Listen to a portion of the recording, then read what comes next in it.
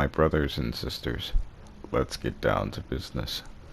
I'm Koto Shanko, otherwise known as He at the Beginning, and welcome to my temple. Right now, I'm just giving an overall preview before the gameplay of the following map is shown. Now, Showtime is the remake of Call of Duty 4's iconic shipment map. It's been remastered time and time again across a lot of the installments. So, forming a strategy for Safeguard, knowing how the enemies function, knowing how hard they are to take out under the larger maps. A shorter map would only give you increased difficulty. And when I first got on Call of Duty Ghost, I wanted to see if there was something like MW3 survival mode, and of course it was very, very similar. But there was like a lot of mechanics that make it much more difficult than Modern Warfare 3 survival mode, hence why it has an actual wave cap, because the game does not, the developers don't expect you to make it to wave 100 on your own for every single map, or like, any map for that matter. Like, if you are going to make it to wave 100 on a map, they're going to give you an extremely tough time to the point where even modders are just going to, like, not going to be able to do this shit. So, like, I was that guy who's like, you know what, I don't like to stop at wave 20. I like going above and beyond. I love, like, getting to high waves regardless of the obstacles that are placed in front of you. And if you read the Safeguard description, it's like face increasingly overwhelming odds against you or something like that. Ridiculously difficult odds. I'm talking no mini-map. You'd have no idea where enemies are. Your weapons, they won't make your enemies flinch. They'll only push them backwards. And, the enemies that they have are much more difficult to fight against than Modern Warfare 3 survival mode, like, enemies. It's still, like, there's still varying levels of difficulty across both of those games. But Call of Duty Ghosts is much harder. And I like the challenge. I welcome the challenge. Hence why it's Operation Face the Mountain. So on Showtime, you get care packages, and my commentary will highlight this, by the way, but you get care packages in Showtime that land in the central square structure of the map, and they never really go outside. No, they never go outside of the square. So even if you run along the outer walls, even if you get kills along the outer walls, the care packages will always land in the central square area, which gives you plenty of enough time to get your kill streaks, multiple amounts of that. Call in, call in one kill streak and get another. That way you're stacked. That's exactly what I used. Overall, I showed that it's possible to get over wave 50. I practiced this time and time again, from the beginning, as it was my first map to play on Safeguard, and I wanted my first map to be the hardest map, simply because if I could get to wave 50 for this map, then any other map I could form a strategy for. I hope you guys like, comment, subscribe to my channel. Stay tuned for future Safeguard gameplays and book content, and as always, face the mountain. Alright guys, so I'm going to be providing some commentary over this gameplay. This gameplay already happened, but I'm still going to highlight some of the moments that I had while playing this map. This isn't this is like probably near the 100th time I played this map. I've gotten to over wave 50 pretty frequently on this map. Usually wave 52 would be the normal cap, but on this one, I had a lot of things missing here. And I was able to survive for so long, despite not having the things that I really needed. It was amazing. It truly was. I consider this a legendary run. And as I said in the intro before the video, or not in the intro, but the description of the map for the video or whatnot, I did say that every single kill streak will be within the central square structure, or like central square layout of the original shipment map.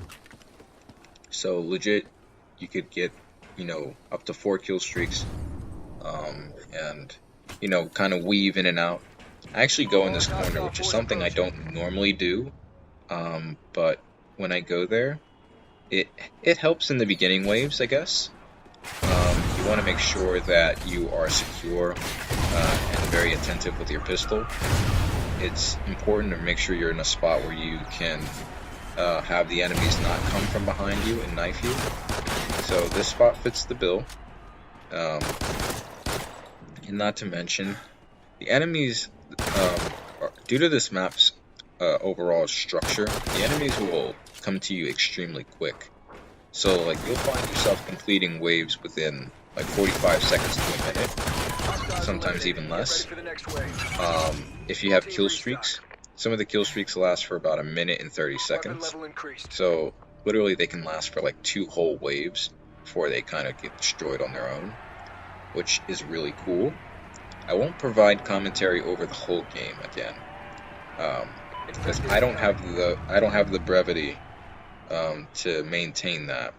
You know, because with my job, I speak a lot to customers overall, and not to mention I'm a narrator for my own book, so I kind of have to, you know, practice a lot with that. But you know, uh, it's always an honor. It's always an honor to do that type of stuff because um, I'm really invested in my work. I want to do my part to make sure that, you know, my series becomes, you know, not necessarily the biggest series on Amazon, because that's a goal that I'm probably never going to achieve. I might achieve it, but I'm kind of detached from that because, you know, right now I just want to make sure I'm able to finish the story. You know, since the person that I started the book series with is now deceased, you know, it's solely on my shoulders to be able to complete the book series. And, you know, I have to take my time because I'm still kind of going through the grief. So I'm kind of, you know, rediscovering myself through my love of gaming, my love of music, my love of dance, all that type of stuff. And playing this game usually does help with that, because this game is built upon resilience. Not the perk resilience, but like actual resilience, like you know, the ability to survive on waves where theoretically you should have very little to no chance of doing. Um, and you know, on this map I consistently do such because I'm so used to it. I played it so many times that, you know, I trained myself to expect everything to fuck me over. That's essentially like how you get past high waves on Safeguard by yourself. You have to expect the game to give you a short stick, and you have to be able to adapt. Um, Legit, when you have a minigun, you have to pray that it's not an equipment challenge that you get the wave after, because if you do actually get an equipment challenge and you still have a minigun, you have to basically run around the map until your minigun kind of, you know, disperses on its own, and then kind of get those final kills. Because otherwise you're going to lose your explosive ammo and just have, you know, all your regular shit. So, I prepared for that on this game. You know, right now I'm just like, I prefer having 2 shotguns, but you really don't need 2 shotguns. You know, I could have taken a Wild Widow if one even dropped. I don't think one dropped, actually. But if one did, I didn't take it because, you know, I didn't have Trigger Happy. Trigger Happy is that perk where you're able to shoot continuously at your enemies, and legit, it's not infinite ammo, but essentially treat every single gun that you have, treat it like you have a minigun. So a minigun fires completely until, you know, all the ammo runs out, right? Consider every single regular weapon that you have capable of that, each time you kill somebody. So like as long as you kill somebody before your magazine needs to be reloaded, you know, it's essentially the same effect. Get ready for the next wave. Now, as you see, I use my sentry gun kind of like in this corner, which is something I don't do. I don't like having my sentry guns in front of me to take out enemies because it makes them an even larger target. Your sentry guns and other kill streaks have more of a chance of taking out enemies if they're stationed in a different section of the map. Now, I understand in team modes this might not be necessary because you have other players to kind of compensate for that. But since I'm playing by myself and this map is so close range, literally it helps to have kill streaks in different locations to, you know, pick off the herd and, you know, make your chances of surviving much easier. But yeah, that, I mean, that's pretty much what it consists of. And you see there, got sleight of hand as my first perk. Just haven't collected it yet. I was very fortunate to have sleight of hand starting out, and I made sure I got a perk behind it, because in case I went down, blast shield would go away, but sleight of hand would still be there.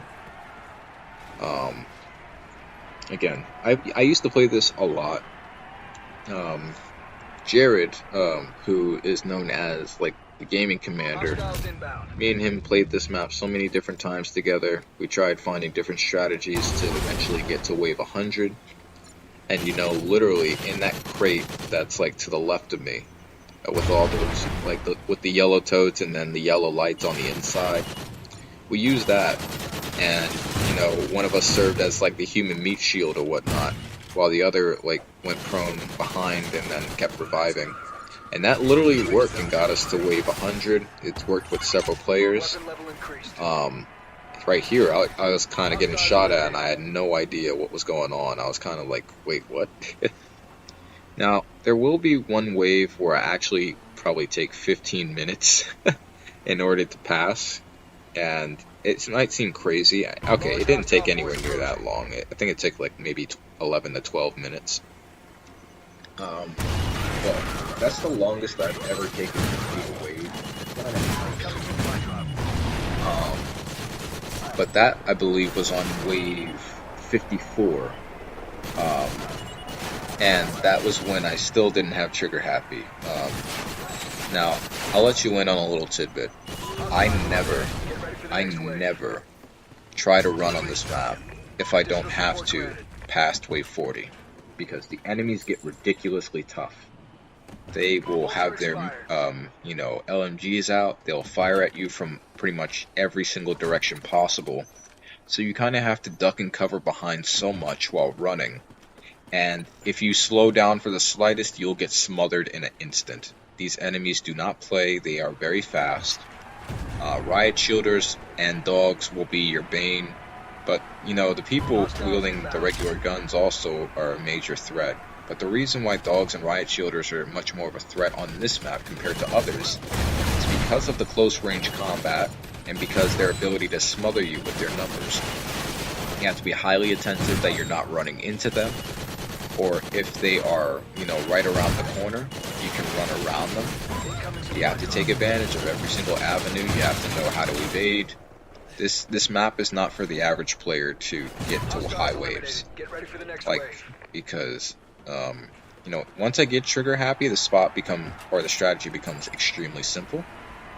But since I went without trigger happy for so long, I literally had to improvise the entire time, run around the map when I didn't have the perks that I needed.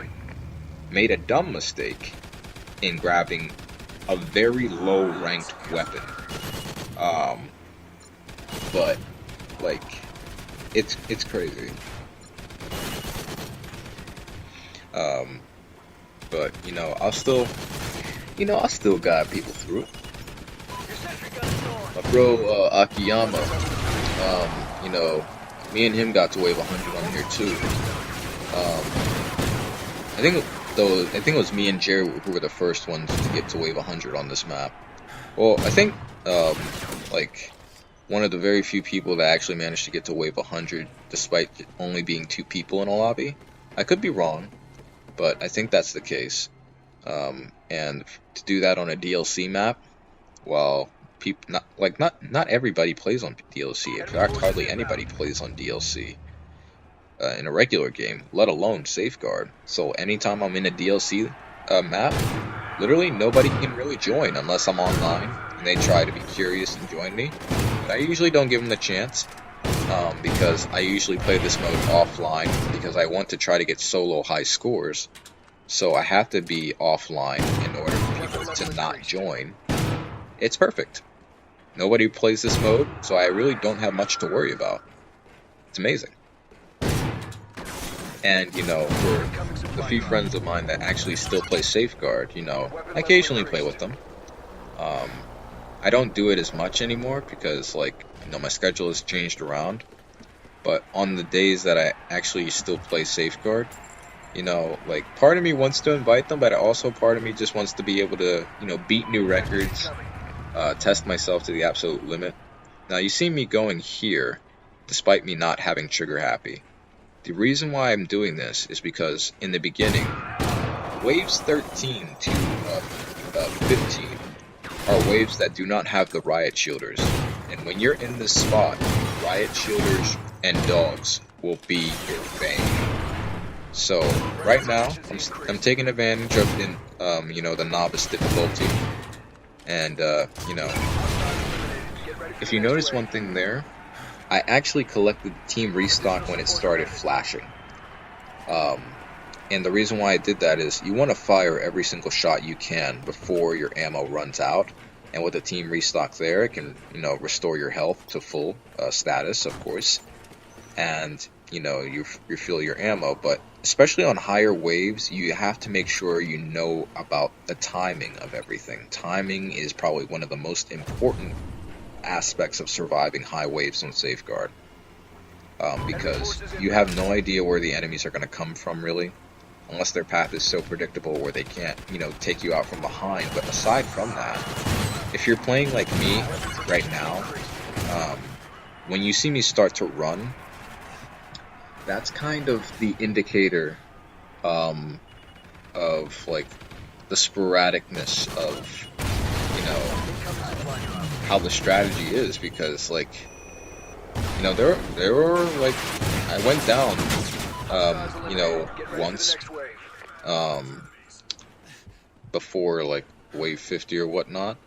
But when I went down, here's the thing. Of course, if you kill the last enemy of the wave, even if you're down, you immediately revive yourself.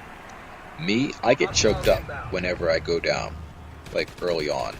Usually, 9 times out of 10, if I have to call in my second squad mate early, chances are that's gonna, mentally fuck me up to the point where I actually have to, I'm in a state of paranoia and I won't be able to focus as efficiently as I should. So the moment I call in that second squad mate, usually I don't survive for too long after. But this map is a little bit different. And not all maps are like that.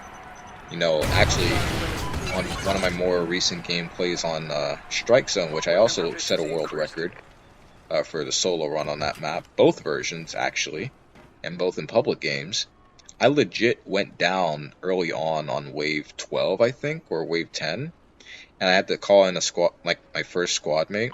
You receive a second squad mate after wave 20, for those who don't know. That's only on Safeguard Infinite, and if you play by yourself.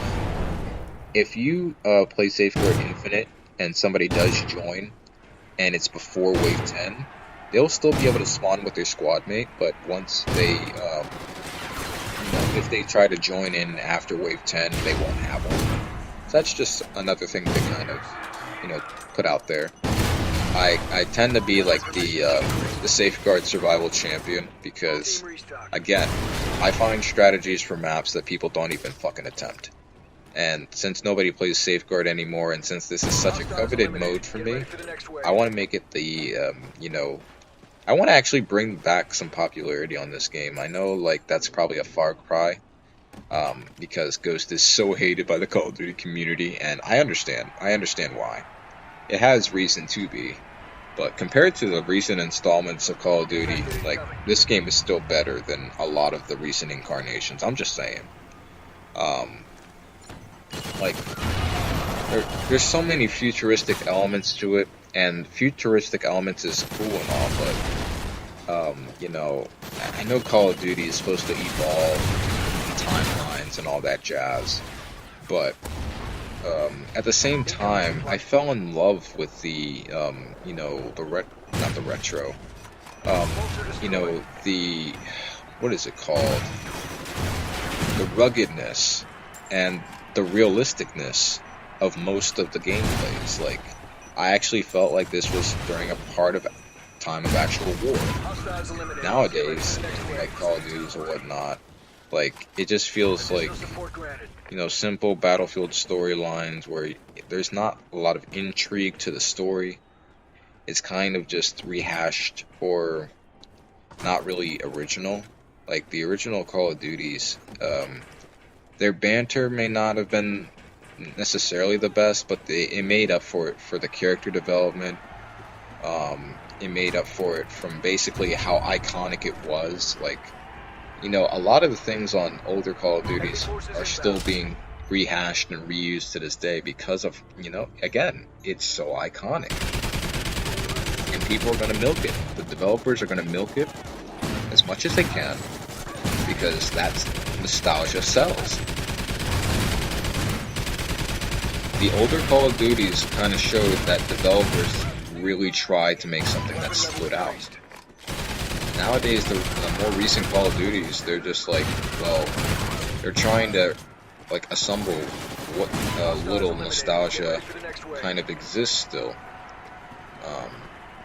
But, you know, Ghost felt like, as weird as it is, Ghost felt original. With a good bit of its, like story or whatnot. As mid as the story was, they at least tried to branch out and make some new lore. Without, you know, rebooting other timelines or anything like that. It kind of goes hand in hand, like, with Mortal Kombat too. I'm a big Mortal Kombat fan, I always was. And, you know, when MK, you know, normally I'm against reboots of any kind. Because, like, sometimes when some original content is so good, it doesn't really need a change. But the recent incarnations of Mortal Kombat, they really did a wonderful job, you know, with all those reboots. And, you know, I'm very, it helps me give them more chances and not be so, you know, stuck in a certain way. So, like, I'll give some Call of Duties a chance. I'll definitely try to play Modern Warfare 3, like, when it comes out. Especially since I have more of the means to, you know, acquire it. I might get myself an Xbox One, play with my buddy One Zhao, because, you know, we love doing cross maps together. We do cross map spots, we get cross map spots. And MW3 was actually the first Call of Duty in which I started doing cross-map spots for.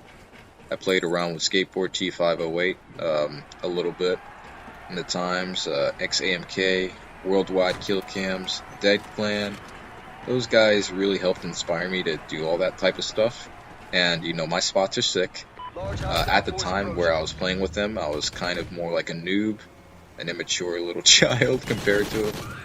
And, like, literally, I tried to go for a cross map, and all I did was I just shot a tube straight, and it hit somebody in direct impact. I think it was on Black Ops 1. And, like, after that, like, I wasn't really invited to do S&D bomb spots again.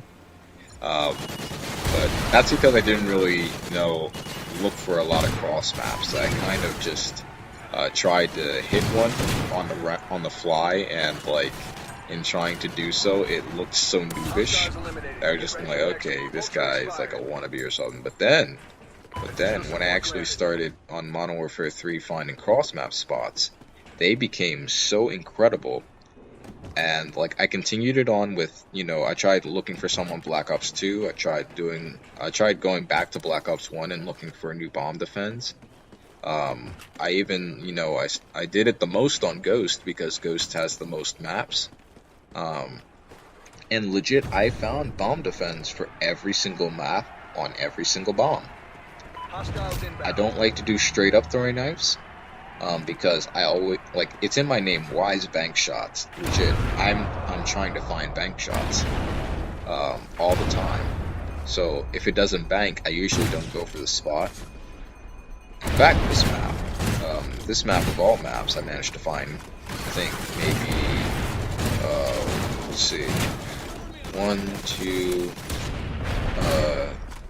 3, and then,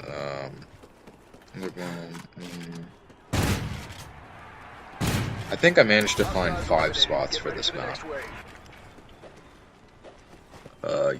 Yeah, I found 5 spots for this map. All of them bank shots, all of them pretty cool.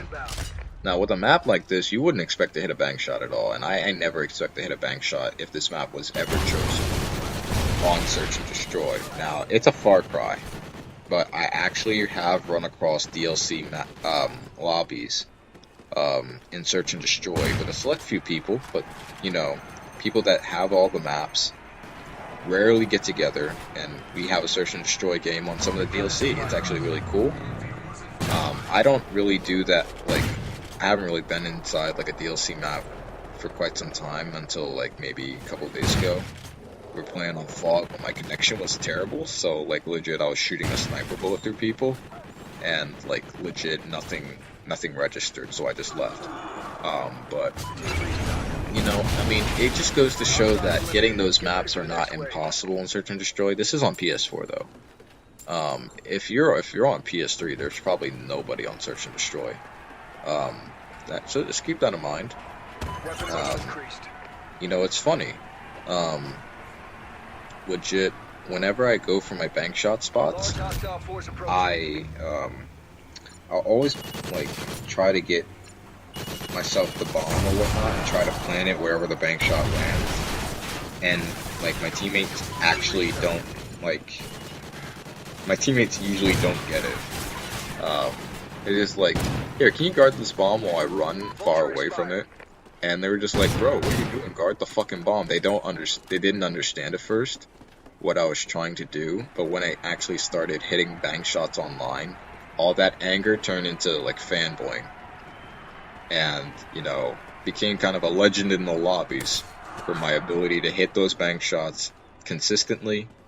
If not consistently, then like, every once in a while. And they legit, like, they revered me for it. They may not agree with the gameplay style, but they know I'm trying to do something really, like, out of the ordinary, something great. And whenever I complete it, they give me the props. Now, I know, my buddy Wunzao or whatnot, he is also a good friend of mine who does the bank shot spots or whatnot. I wish the lobbies were more receptive towards him because, he is a very good player, and a lot of the teammates that he came across, like, they were just so harsh on him, man. I understand, like, people, like, probably might view it a bit as, like, noobish because they've seen me do it, and then they see another guy, like, who plays constantly with me trying to do it, and they, like, might think I'm a noob, but no, he's very capable. He's hit his bank shots before, kind of alternate, but whenever I face him, we don't really plan nothing. Like, if he has to defuse and I have to go for a bank shot, it's fair game. Like, we don't really try to plan nothing. We just try to, play to the best of our abilities, and play fair. That's how we kind of do it. And I've hit quite a few bank shots on him. He's hit some on me. Hit some on random players too. In fact, I hit a bank shot on him on Freight, where, it was the quad bank too that I didn't get a kill cam for originally when I hit it. But this time I actually did manage to get the kill cam, and I'll upload that a little bit later. After some more content is released. But yeah, it's always a fun blast playing with him. He speaks fluent French. He doesn't really speak English all that much, but he makes an effort to try to speak it with me, since he's a good friend of mine, and I'm beyond grateful. I understand a few phrases in French, and I'm trying to learn a bit more, so that way kind of get past the language barrier. But despite the language barrier, we work really effectively as a team. Both really skilled players with the throwing knives, and he even said that I inspired him to ricochet too, which I never thought anybody would be inspired by me to do anything of the sort. But it's really cool. It's really cool to have people admire your work and inspire them. I have a childhood buddy of mine, who was open to playing COD Ghost or whatnot, and doing the cross maps or whatnot. And you know who you are, but for those who don't know, this childhood friend, his name is Andre Love. He's a aspiring rapper, and I could give a link to his Instagram. He's a very private person now, and he has been for quite a while. He's a very cool guy. He's on his way. I'm not gonna unveil a lot of personal info, other than the fact that he's a really cool dude, and I've been I think since 4th grade we've known each other, and our childhood is very interesting. Me and him were more likely to get into scuffles because we were both very immature at the time, but over the years we've grown so close, and that it's a straight brotherhood. It always feels like no time has passed since we every couple of maybe months or weeks or whatnot, we still try to make means to chill, and we both inspire each other to do better with our respective crafts. And I I used to rap when I was little. My raps, still to this day, I thought were cringe. But whenever I go over to see him or whatnot, we try to make sessions to freestyle, and I might do that one of these days. I might post a video of us doing a freestyle together. It really brings back the childhood memories, and I love those little moments where I can actually feel like I'm a child, because I get in my head I'm an old man, and there are very few things that make me feel young. But connection to childhood friends, the bros.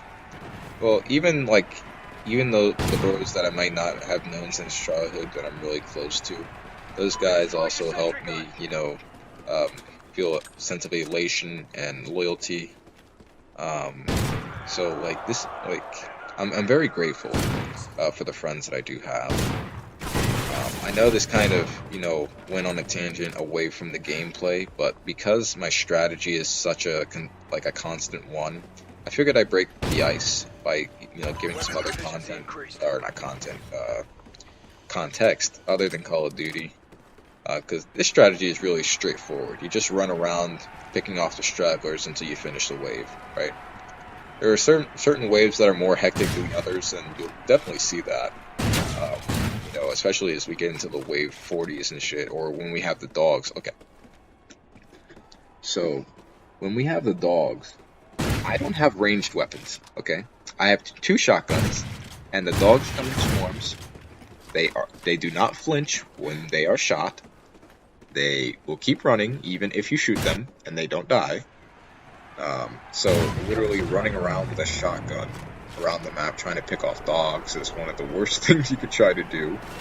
The Wild Widow didn't even drop, I don't think. Yeah, the Wild Widow didn't drop. So, legit, I had to run around with 2 shotguns for a majority of the time trying to pick off these dogs, one by one. I usually have a vulture, try to help me with all that stuff, because vultures are automatic drones that follow you wherever you go. And if dogs are trailing behind you, the vultures can flail behind and, take out your attackers. They'll only do that for about like maybe a minute and a half, maybe even less than that. The vultures tend to last, a lesser duration of time than your sentry guns. Your sentry guns last much longer. But vultures will be your safe haven whenever you have to run around and you see a dog. See right there? Enemy tried to knife me right there, and that's what it takes to take you down. Legit, you could be damaged, but if a guy's around the corner and he knifes you, you could die. It's absolutely crazy. But again, I prep myself to every single outcome on this map, and you see that I've adapted much to it. Let's see here. Every so often, I'll kind of hover around this little area and pick off some enemies if I can, and then still continue on the path. It's not that bad. It's not that bad. And normally my voice would be deeper, but this has been a long day, and I had work earlier, which requires a lot of sleep, and then I went to the gym, worked out after my full shift, had some phone calls, with friends, and it's overall my voice is shot at this point. It's much more high pitched than it normally would be. It's almost a bit nasally. I still have a little bit of a lisp, and it's not very, very noticeable, but it's there. So whenever I try to say something, sometimes the saliva will actually build up and actually prevent me from saying syllables, and I do apologize for that. But I'm still highly educated. I'm still very sophisticated. I'm an author, and I've had my work reviewed by professional editors, and legit, they said this looks like it's professionally edited. It looked like you didn't even need us. So that's always something to increase my confidence and my competency whenever I'm working on something new for my novels. I'm almost afraid to tell people what I do, and oftentimes I don't unless it's on my social media, where it literally lists yeah, I'm an author, but I don't tend to shove that topic down people's throats because, okay, unless you're a very popular figure, or you have the effect of the marketing on your side. I'm not gonna say the marketing on your side as if it's some type of secret or whatnot, but a lot of people market through finance, and that's just not a luxury I have at this point. I have a means to provide for myself, but I'm also there's a period of time where you're just so tight that you have to be very frugal with what you have. And I've been investing in other things, trying to make sure that a lot of needs are met. Not just financially, but mentally too. I'm still going through a period of grief where a lot of young folks tend not to go through. Dealing with the the passing of an ex-significant other. That shit's rough. And a lot of people that are old tend to experience that, or in their midlives. But when you're young and that shit happens, your perspective on relationships change drastically. Your focuses become much more different. I don't even want children. I don't. And because I'm grieving so much, I wouldn't want something that could possibly remove a future partner away from me. People have died in childbirth, and I know it's a rarity, but it happens. And the very fact that anything can go wrong, it possibly would go wrong. And that's something always in the back of my mind. It will drive me nuts if I, if I ever decide to actually try to have a kid. It drives me nuts. And, I love to, I have a sweet little niece, and, whenever I'm around her, I'm elated. She's a very smart person, very sweet. She likes her animals. She reminds me kind of my younger self, where I couldn't shut the fuck up about dinosaurs. But she's not into dinosaurs. She's more so into like just regular animals. And like you know, it's always so interesting. You know, it's truly a gift to be, you know, it's truly a gift to be an uncle. Or to be around. Kid. Like if you know, I wouldn't mind even raising, to be honest with you. That's not my responsibility. But like, if it ever were to come down to it, like God forbid, I actually like I wouldn't mind raising her, you know, because she like that kid's has such a good head on her shoulders, and like, you know, I just want her parents to be okay. I pray for them like so much. I'm not gonna, you know, unveil dirty laundry because it's not my place. But you know, being a parent in these current times can be really tough, and with a lot of relationship structures kind of built on shaky walls and foundations, that being brought into like a kid's life, it really can affect it in ways that, you know, are more significant over time than they are in the short term. But you know, parents seem to be doing well. They are around, and they have like personal agreements amongst each other that are more so mature to take care of the kid. So I mean that's definitely a blessing in itself, and it does give them more of a sense of purpose. I feel like you know, having a kid is like at the end of a lot of people's list. You know, once you have a kid and are able to be there and, you know, raise it, it's definitely a more fulfilling feeling. Me, I kind of made sure that I had a purpose outside of having kids because, like, let's be real, I suffered with grief too much, and to include another woman or to have like a kid, but like at the possibility of losing a woman to that, like, I would not, like, I would not be okay. So kind of just been, you know, speaking among friends and just, you know, doing what I can to support who I can. Man, I know it's supposed to be like a strategy guide video again, but like, you see like what the strategy is. Nothing really like is different here. Time may fly depending on if you like my commentary or not. You might think my commentary is absolutely atrocious and might want it to be removed, but hey, you're not the ones in charge of the video, so go fuck yourselves. Anyway, literally, for those who enjoy the commentary or are relaxed by the commentary, like, you know, if I help you sleep, that's another thing. You know, people appreciate people that calm them down. I just hope you don't sleep like because it's fucking boring, you know. But if you do, I mean, everybody got their little opinion.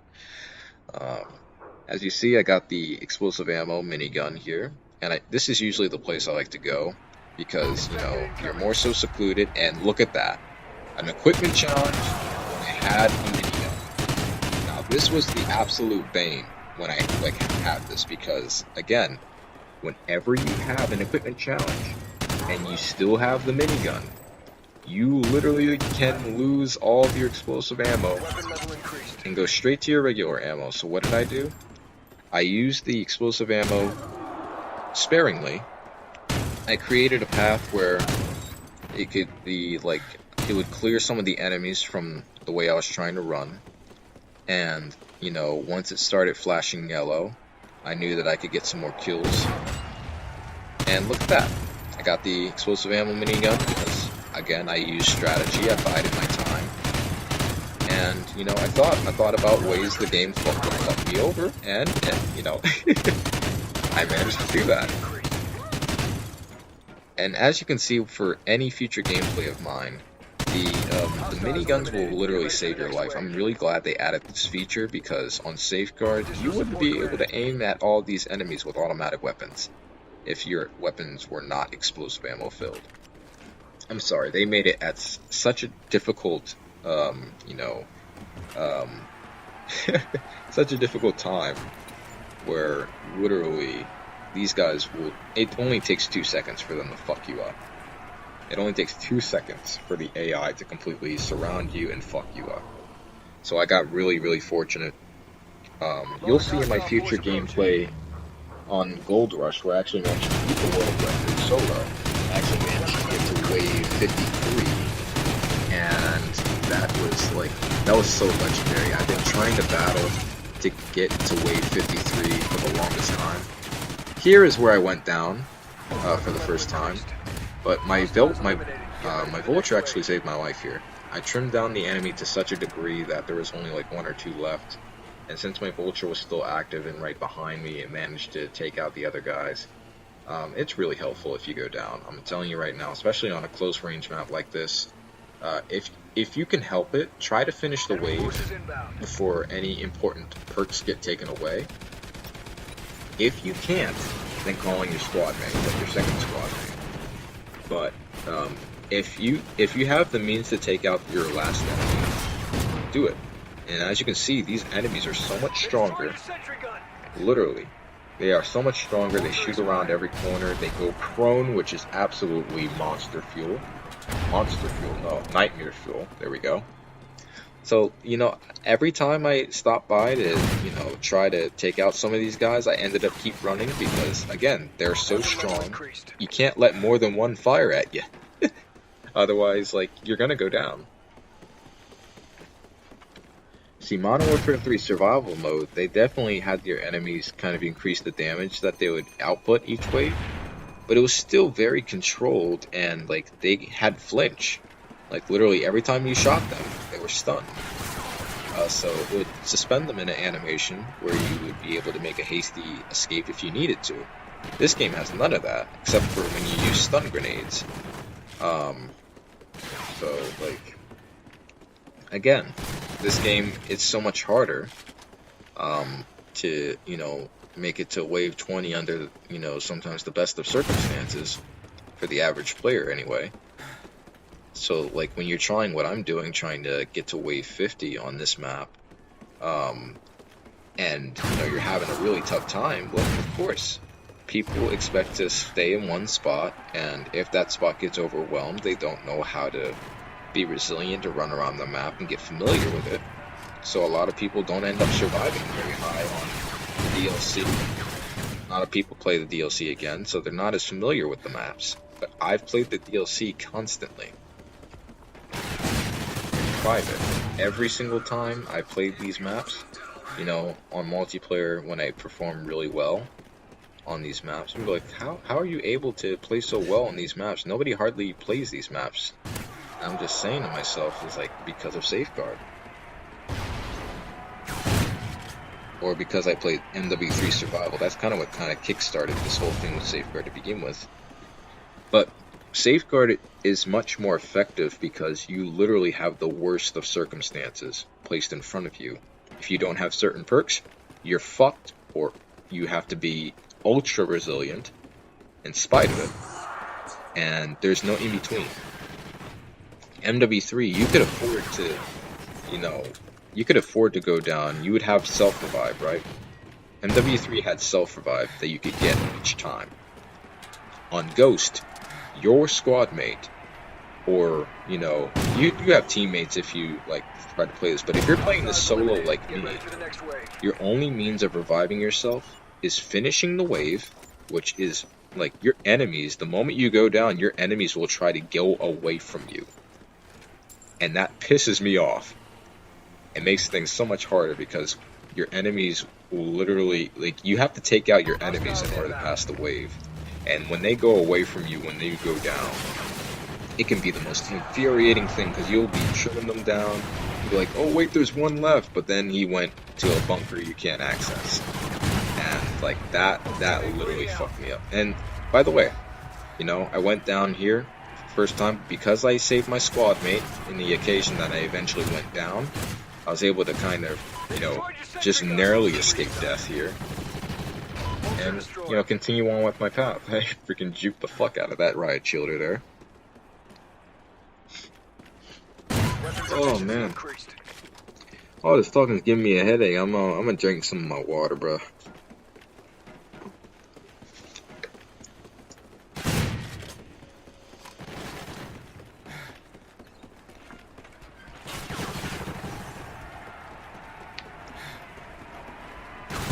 Whenever I drink my water, man, I drink in large gulps because my throat needs all the moisture. Pause. Yeah, I'm gonna edit that out. I'm gonna definitely edit that out. Y'all don't need to be hearing that. But as you can see, I didn't even go into the field orders yet. Okay, good. So, whenever you're trying to complete a field order and it's not an equipment challenge on a map where you have to run around, and you're on the high waves, you can't face too many enemies at once because they will completely fuck you in the ass. So what you need to do is you need to pick off stragglers. If any chance you have to kind of pick off any stragglers and complete a challenge, you have to do that. You can only pick off the stragglers to complete these challenges. Never confront the group. Never confront the group, ever. If it's melee challenges, I like to knife the final two enemies, or if there's just one on the path that I'm trying to run, I'll intercept them with a melee. But I would never like try to melee if there's like a group of enemies. I think that's just common sense, to be honest with you. But you know, certain people, they're just like really aggressive trying to melee everything they see, and they kind of lose sight of what they need to do, which is survive. So you gotta make sure you pick your spots. If you're trying to melee riot shielders, I recommend throwing a stun grenade at them. That usually helps. Or if you have to like knife the bombardiers, stunning them also helps. You have to knife them twice. With riot shielders, you only have to knife them once.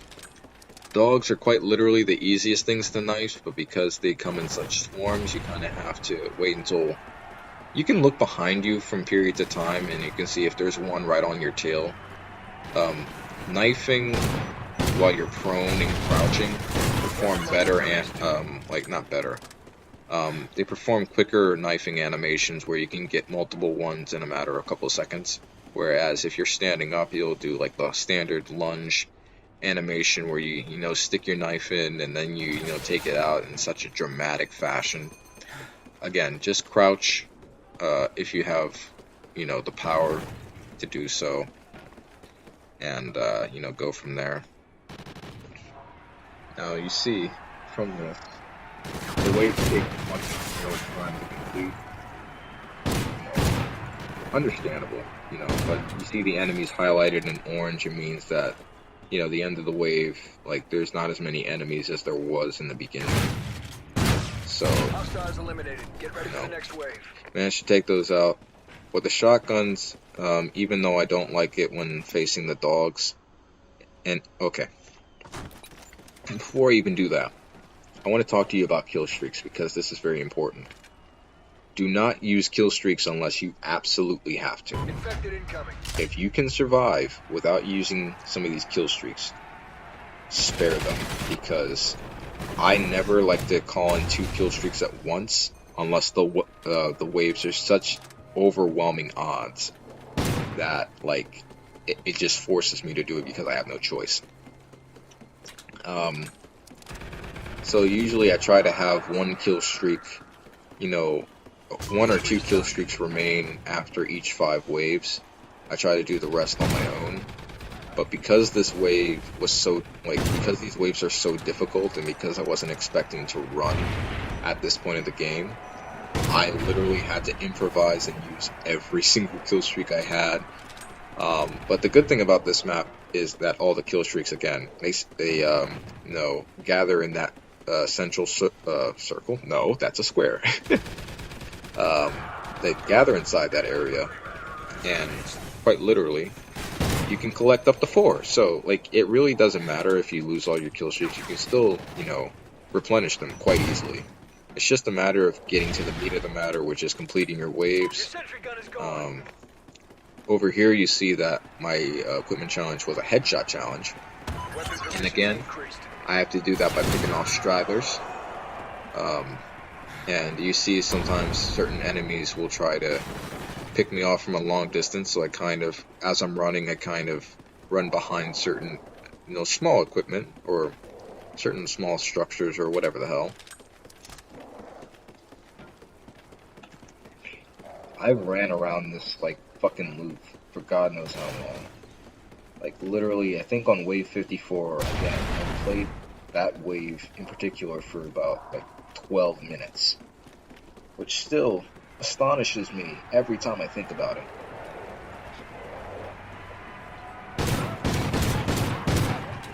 It truly does. As you see, I was trying to take out dogs from that little vantage point there. It does help a little bit. I find FP6 fires stronger shots against the dogs, but the MTS fires faster, and as you can see, I got the explosive ammo minigun. Hostiles eliminated. Get ready for the next wave. And it completed wave 45. Now you can use your sentry gun or IMS to hold your explosive ammo for as long as you may need to. But when it starts flashing yellow, that's kind of signaling the time is up. Again, you just want to make sure you're really careful and, prepare for the waves to fuck you over. I was expecting, it to give me an equipment challenge again, but luckily it didn't give me any challenge, and I'm free to kind of, mow these fuckers down. Weapon level increased. When the enemies first spawn, they will be able to tank more bullets, so it's imperative that you let them kind of get to you, like travel to you. That way, you have a better chance of taking them down. Hostiles eliminated. Get ready As for you the next see, wave. I took them out relatively fast, like in 30 seconds or something. Weapon So proficiency increased. that's a very reliable vantage point whenever you Weapon have explosive proficiency ammo. increased. Always, always. Weapon And again, level when you increased. start flashing, you will find a vantage point to get Weapon out of level there. increased. So, Large hostile force approaching. kill streak challenge. So you know what that means. And since the enemies were kind of fucking me up here, I almost got trapped here. Like, there were so many enemies firing at me from every angle. Proficiency increased. I had to literally hide behind that. Like, this was crazy. I was fearing for my life. In fact, during this gameplay, I was on the phone with my good old pal, Kojo. I call him my brother, essentially. He's like brother in spirit. And, me and him are very, very close. Like, I was on a call with him this whole time. I just perform better when I speak to him. Like, he puts me in a state of ease and, like, a state of focus. Like, I know I'm going to be able to, man through this shit. And, literally, that's what happened. As I was completing this, as I was fucking panicking like a little bitch, I still managed to, get these waves done. I thought me completing this wouldn't be possible. But, I managed to do really, really well despite the circumstance. And you'll see that, like, in every other map that I do aside from this, I'll probably be in very shitty situations. In fact, I think the toughest maps that I had to do, it had to be Strike Zone. Both versions of Strike Zone were absolutely nightmares to do or try to find Wave 50 Strip Plus strategies for. Because that map is so close range like this one, but those maps, they don't have a lot of vantage points where your enemies, like, can,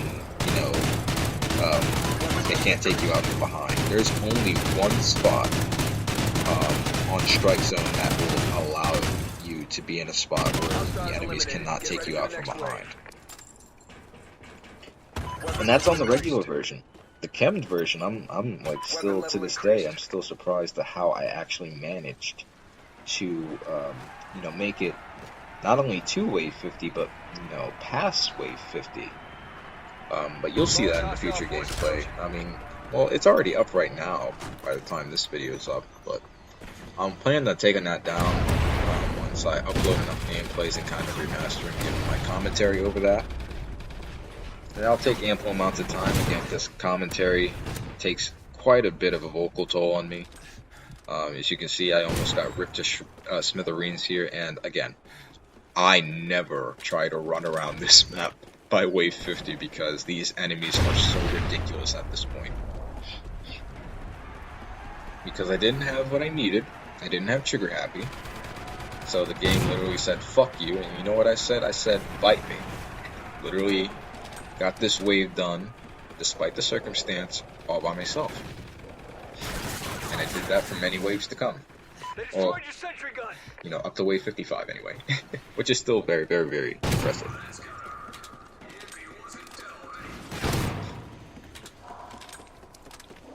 So right now I got about like 18 minutes left of the gameplay.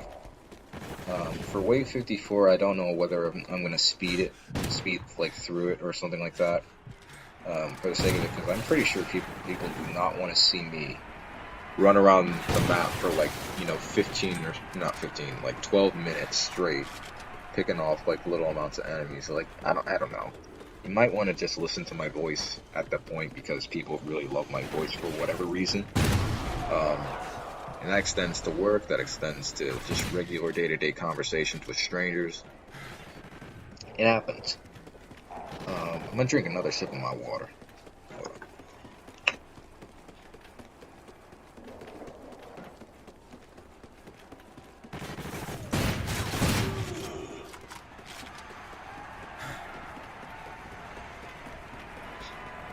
Okay. Alright then. Yep, so as you can see, I'm continuing to run because there's dogs behind me, and taking them out with the shotguns is very difficult. I have no kill streaks left, so I was practically panicking here too. So I basically had to, you know, take out a few stragglers at a time before, you know, running forward a couple more meters. These guys with their guns are, you know, dangerously accurate. So you see, I tried to pop some off, and then I saw the swarm behind me. I was like, fucking off. They really should have made the dogs easily stunned for their like numerous amount. But it's clear the developers did want to challenge the player here. They wanted them to not be complacent with a certain play style. Each map has a different strategy for it, and that's something I always appreciate. I always appreciate the things that make you think, you know, to make you strategize, to make you adapt, to make you resilient.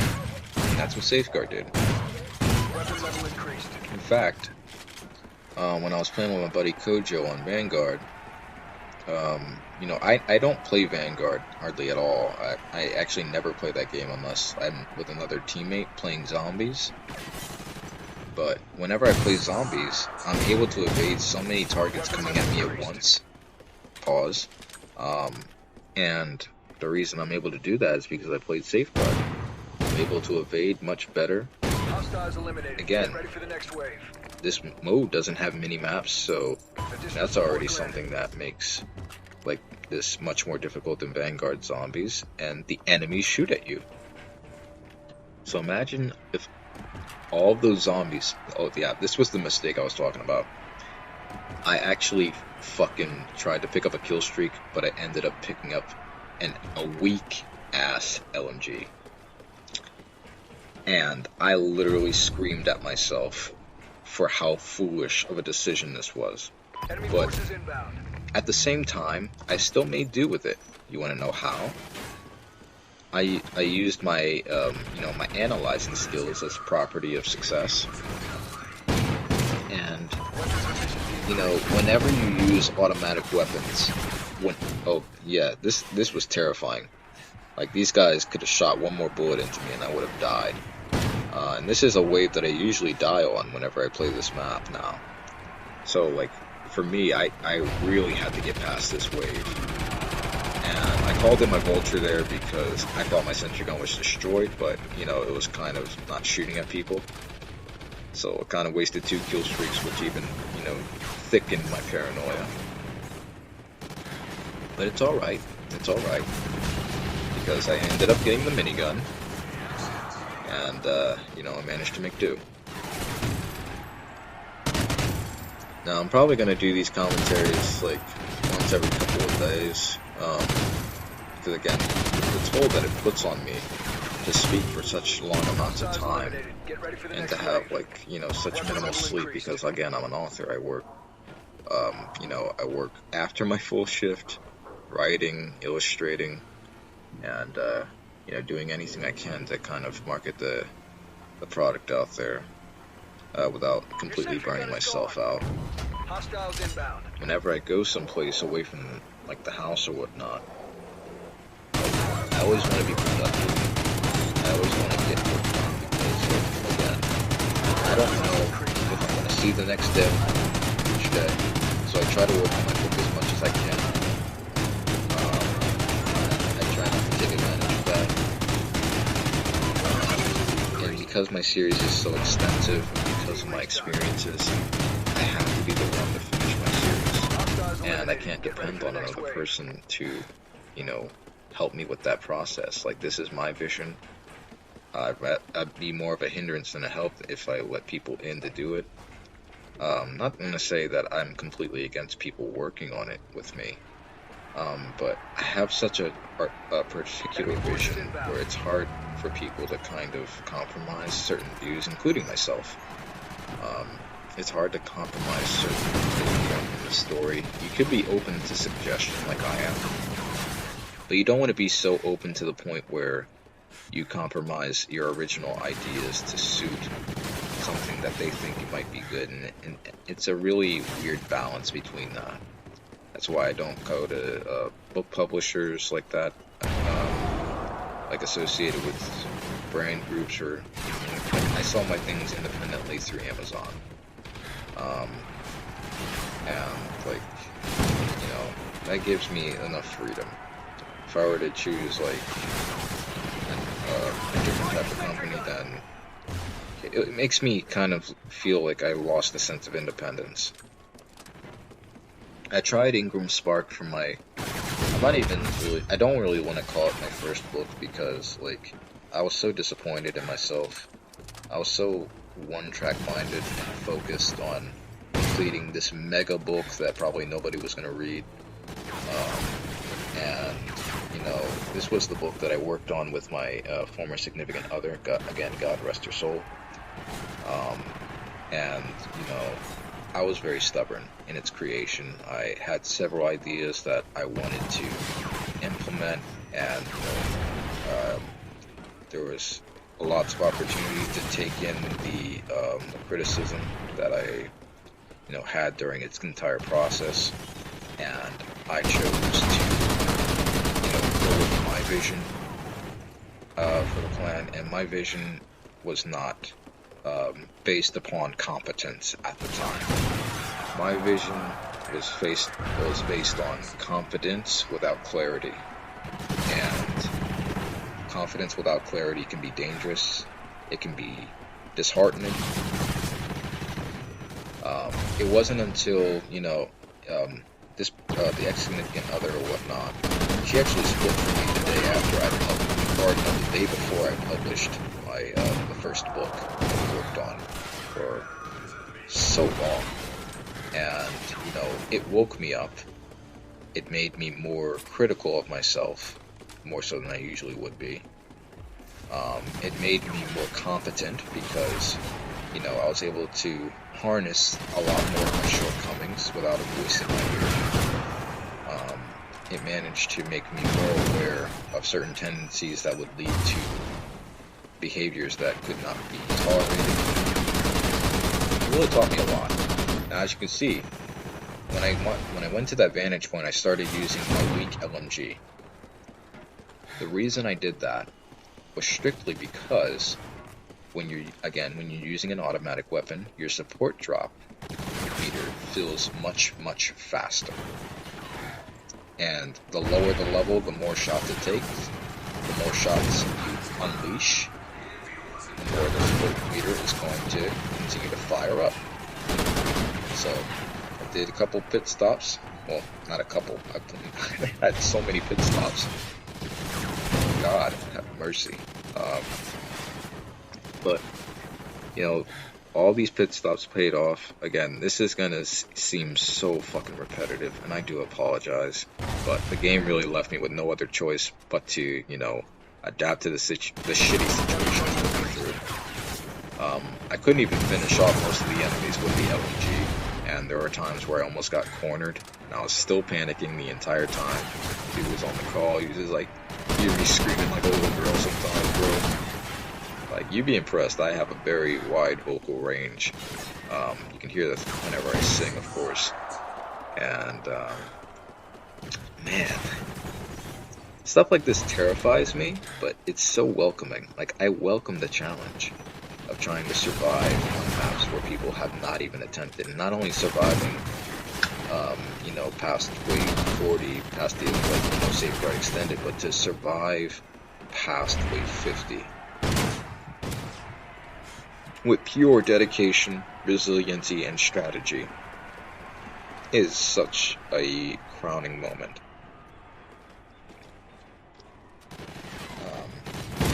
As I was saying about my book, the level of competence increased, my work ethic increased, opportunities have increased, you know, ever since then.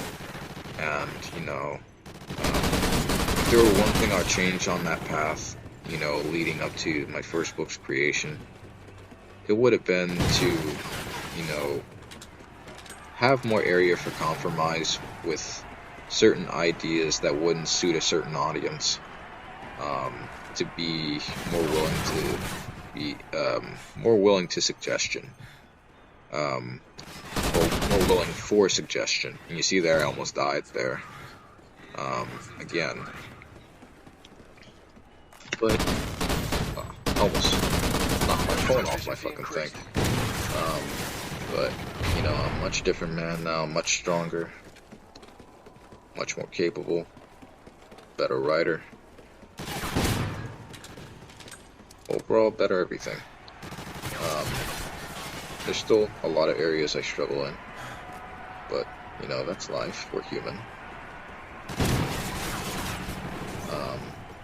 You know, the illustrations have gotten so much better, and you know, for the longest time I was struggled with finding an identity for myself outside of my writing. I became so attached to the work, trying to finish what I started, especially, you know, after the split from my significant other or whatnot. So, like, I was so devoted to completing the book. Oh yeah, you see me starting to run out of ammo here, which also kind of increased my panic. But I was also so close to a support drop, so I knew that if I continued on the strategy that I was doing, that I would actually get, you know, the support drop just in the nick of time. As I was saying, I was so devoted to my book that, like, I thought, you know what? I have to be the best storyteller, or else I was nothing. And luckily, you know, I managed to find some meaning for myself outside of, you know, the storytelling aspect. I managed to find it through different areas of expression. I managed to find it through compassion, friendship, family. I managed to find it through those things, and, you know, it really opened my eyes, especially when my former significant other, like, passed. It made me very appreciative of what I had, because I have no idea how blessed I truly am. You know, I might not have had a lot of things go my way when, you know, I felt like I needed it to, but, you know, things came around. With me, I typically don't get very many opportunities to blossom. And whenever I do get an opportunity, I always make the best of it, to the best of my abilities. It's making something special,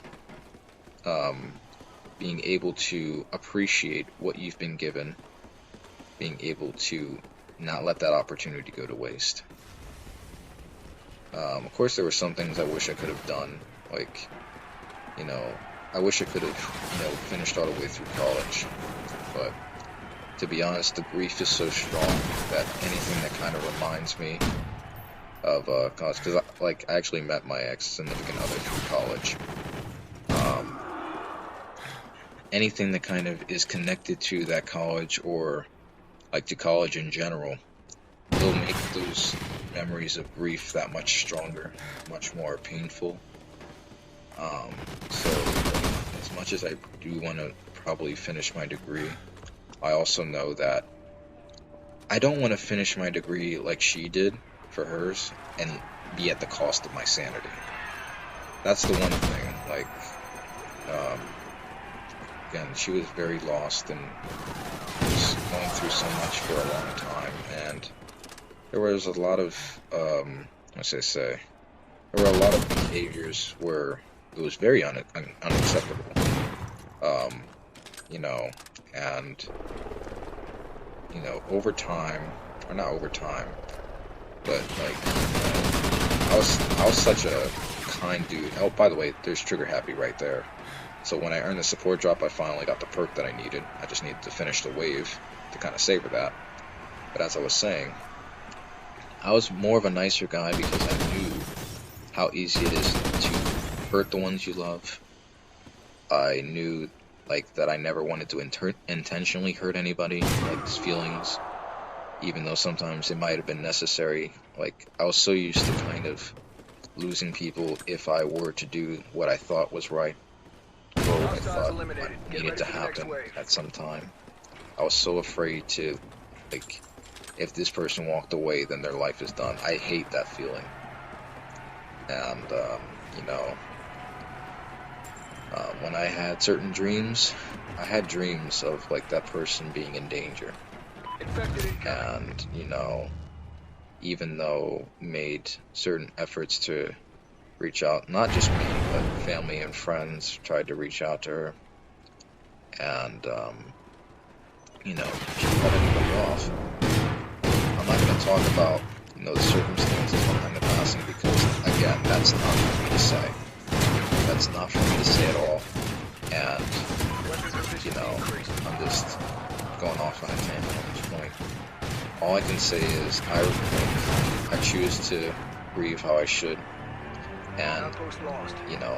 it helped me become a better person. But anyway, um, ultimately when I did get trigger happy, I was losing ammo so much, so I succumbed to the wave, and, managed to make it to wave 55. So I hope you guys enjoyed the gameplay. Make sure to like, comment, subscribe to my channel, and as always, face the mountain.